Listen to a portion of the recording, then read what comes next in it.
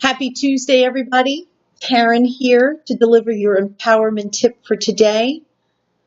I wanted to reference a recent article that was released, I think yesterday, from the EEOC that states some updated numbers and statistics that I thought were really telling.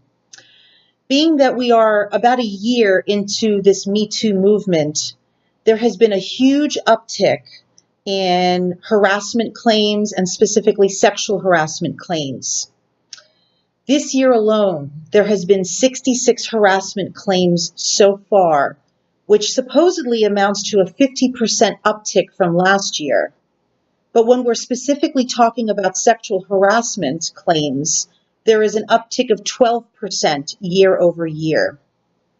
Additionally, there also has been a huge uptick in hits on their website and harassment website page, and it has more than doubled from last year's report. So what is this really telling us? It's telling us a few things. One, I think people are becoming more courageous and brave to be able to speak up about their situation or story or experience.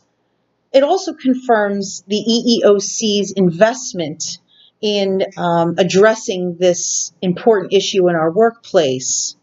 But it also is showing us that this perhaps is more prevalent than we ever maybe even realized. And it's important that as employers and as business owners, we take this information and apply it wisely to our organization. No reports does not mean there's no harassment. It just means there could be some flaws in your escalation path or your policies and procedures. So although providing interactive training and resources could potentially cause an uptick in reports, it is important to realize that we want people to speak up. We want people to come to HR. We want people to report because silence is deadly. We know that 90% of victims of sexual harassment never report it to anybody. We also know that victims of harassment experience depression, anxiety, absenteeism, low morale, which are all direct hits to a company's bottom line. So I leave you with this. This information that we now know from the EEOC a year later in this Me Too movement gives employers a real great opportunity to have deeper, better discussions about what your policies and procedures are, what your escalation path looks like.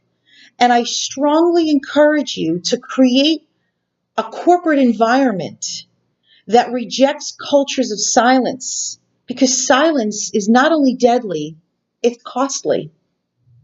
So I'd love to hear some feedback from my audience in regards to what do you think is better? Do you think it's better for people to report to their HR personnel and follow the escalation path and speak up?